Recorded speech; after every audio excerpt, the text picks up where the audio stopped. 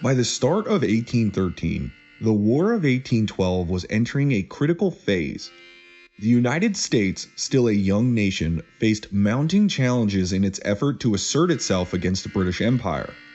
Early American attempts to invade Canada had ended in failure, leaving morale low and raising questions about the country's ability to wage war successfully. Yet this period also marked the emergence of key opportunities and leaders who would shape the war's outcome. The events of 1813 and 1814 became turning points as American forces learned from their initial mistakes and began to shift momentum into their favor. Control over strategic regions like the Great Lakes, critical battles in the Northwest, and campaigns in the South highlighted the importance of leadership, strategy, and resilience. These years would not only test the nation's resolve, but also lay the groundwork for its future as a growing power. This part of the story focuses on the leaders and battles that define the transformative period in the War of 1812. The Great Lakes region was a vital theater of war during the War of 1812. Control of these waterways was critical for both the British and the Americans, as the lakes were essential for moving troops, supplies, and communications. Victory in this region could turn the tide of the war, particularly in the Northwest Territory. Recognizing the strategic importance of Lake Erie, the United States undertook a bold effort to construct a naval fleet capable of challenging British dominance. This task fell to 28-year-old Commodore Oliver Hazard Perry, who was appointed to lead the American naval forces in the region. Perry established his base at Presque Isle Bay, Pennsylvania, where shipbuilders worked tirelessly under his direction. Perry faced significant obstacles during this effort. The Americans lacked sufficient materials, experienced personnel, and time. British forces, meanwhile, maintained a strong naval presence on Lake Erie, complicating the Americans' ability to prepare for battle. Despite these challenges, Perry and his team managed to assemble a fleet of 9 vessels, including his flagship, the USS Lawrence. By September 1813, Perry's fleet was ready to engage the British. On September 10th, the American and British navies clashed near Put-in Bay, Ohio, in what would become the Battle of Lake Erie. The battle began with heavy cannon fire as both sides fought to control the lake. Perry's flagship, the USS Lawrence, was heavily targeted by British guns.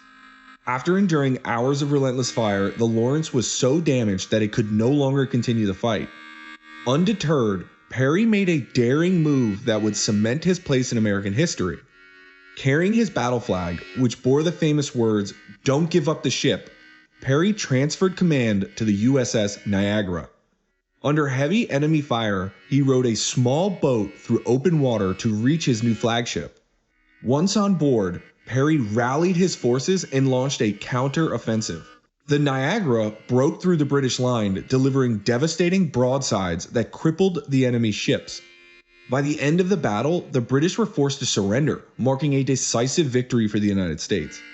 Perry's actions not only secured American control of Lake Erie, but also had far-reaching consequences for the war.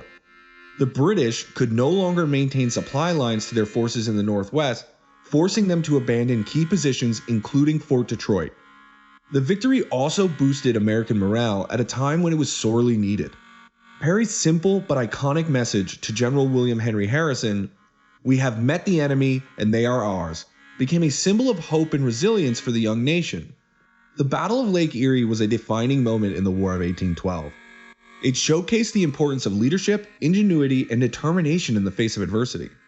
The American victory at the Battle of Lake Erie in September 1813 not only secured control of the lake, but also set the stage for pivotal land campaigns. With British forces retreating from Detroit, General William Henry Harrison launched an offensive to drive them out of all of the Northwest Territory. This effort culminated in the Battle of the Thames, fought on October 5, 1813. Harrison's army, which included Kentucky militia and allied Native American forces, pursued the retreating British and their native allies deep into Upper Canada. The British troops, commanded by General Henry Proctor, were demoralized and poorly supplied after the defeat of Lake Erie. Among the British allies was Tecumseh, the Shawnee leader whose vision for a united Native Confederation made him one of the most significant figures of the war. Tecumseh's goal was to halt American expansion into native lands and preserve the sovereignty of indigenous nations. Tecumseh's alliance with the British was built on mutual need. The British relied on Tecumseh and his warriors to bolster their numbers, while Tecumseh saw the British as a potential safeguard against American encroachment. However, this partnership was strained as British forces began retreating deeper into Canada, abandoning key positions. By the time Harrison's army caught up with Procter's forces at Moraviantown, the British troops were in disarray. Procter attempted to establish a defensive line, but his soldiers were outnumbered and outmatched. When the battle began, it quickly turned into a rout. The British line collapsed almost immediately, with many of Procter's men surrendering or fleeing from the battlefield. Tecumseh and his warriors, however, stood their ground in the face of overwhelming odds. Tecumseh led a determined resistance against the advancing Americans. During the fighting, though, Tecumseh was killed, though the exact circumstances of his death remain unclear. Some accounts suggest he fell in a close combat, while others attribute his death to a gunshot. Regardless, his loss was devastating for the Native Confederation. With Tecumseh's death, the fragile alliance of native tribes that he had worked so hard to build began to unravel. The Battle of the Thames effectively marked the end of the organized native resistance in the Northwest, leaving the region open to American expansion. For the United States, the battle was a significant victory. It eliminated British influence in the Northwest and boosted the reputation of William Henry Harrison, who would later use his wartime achievements to propel his political career. Tecumseh's death, however, represented a profound loss for Native Americans. He was not only a skilled military leader, but also a visionary who had sought to unite desperate tribes under a common cause. His legacy endures as a symbol of resistance and the struggle for indigenous sovereignty. The Battle of the Thames underscored the complexities of the War of 1812. While it was a triumph for the United States, it also highlighted the devastating consequences of the conflict for the Native communities. While the Northwest Theater saw significant victories in the United States, the Southern Theater became another crucial front in the War of 1812. Here, the Creek War, a conflict within the larger war, played out with devastating consequences for Native American tribes in the region. The Creek Nation was divided into two factions, the traditionalist Red Sticks, who aligned with the British, and those more willing to work with the American settlers. The Red Sticks sought to resist U.S. expansion and reclaim native lands, making them a significant threat to American interests in the South. Enter Andrew Jackson, a militia leader from Tennessee who would become one of the war's most influential figures. Jackson was tasked with leading American forces against the Red Sticks, and his leadership quickly proved decisive.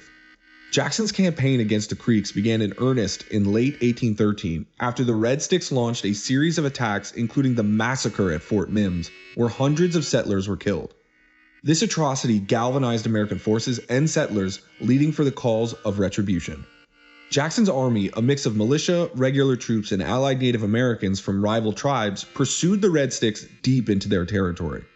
The campaign culminated in the Battle of Horseshoe Bend on March 27, 1814, a decisive engagement that broke the power of the Red Sticks. Horseshoe Bend was a bloody battle. Jackson's forces surrounded the Red Stick stronghold on a peninsula of the Tallapoosa River. After bombarding the defenses with artillery, Jackson ordered a frontal assault. The Creeks fought fiercely but were ultimately overwhelmed. By the end of the battle, more than 800 Red Stick warriors lay dead, and their resistance was effectively crushed. Following the battle, Jackson forced the Creeks to sign the Treaty of Fort Jackson, which ceded more than 20 million acres of land to the United States. Much of this land was not only from the Red Sticks, but also from the Creek factions that had allied with the Americans, sparking resentment. For Jackson, Horseshoe Bend cemented his reputation as a determined and ruthless leader. It also positioned him as a national hero, a status that would later propel him to the presidency. The Southern campaigns highlighted the brutal nature of the war and its devastating impact on the Native American communities. The Creek War, like the broader conflict, reshaped the balance of power in favor of American expansion.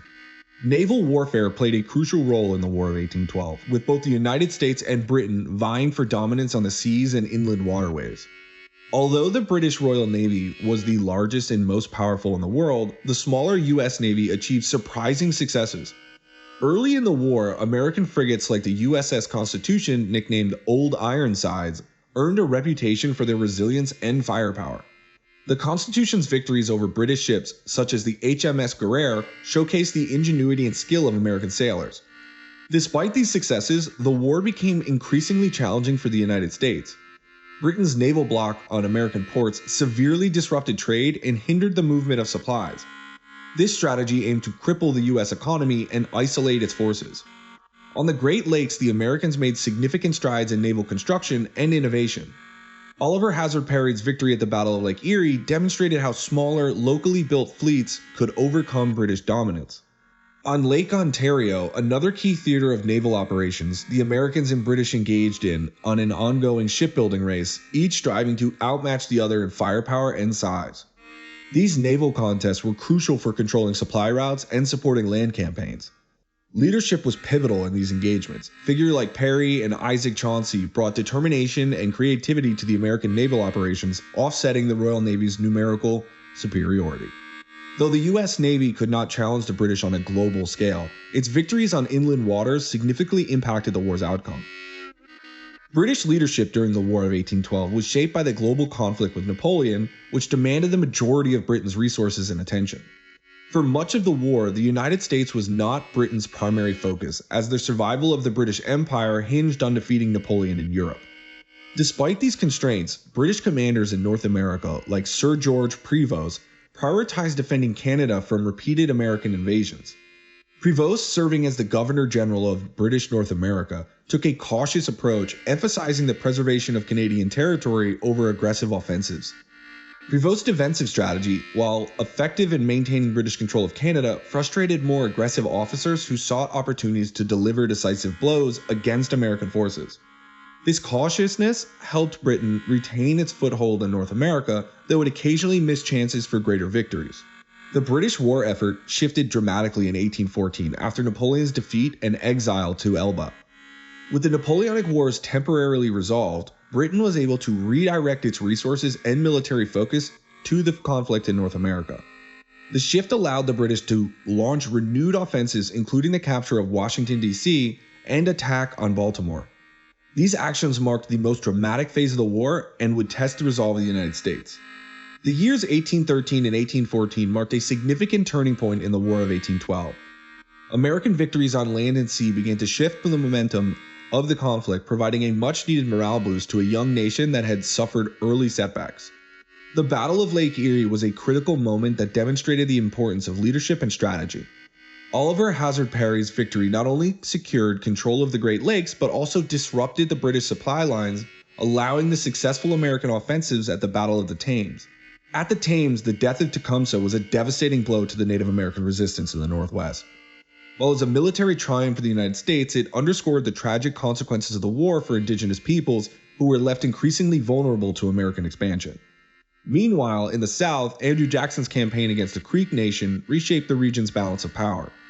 The victory at Horseshoe Bend not only crushed the Red Sticks, but opened up millions of acres for American settlement, advancing the United States' territorial ambitions.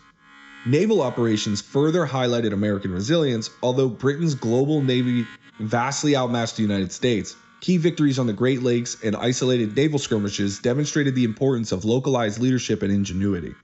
By 1814, both nations were prepping for the conflict's next dramatic phase.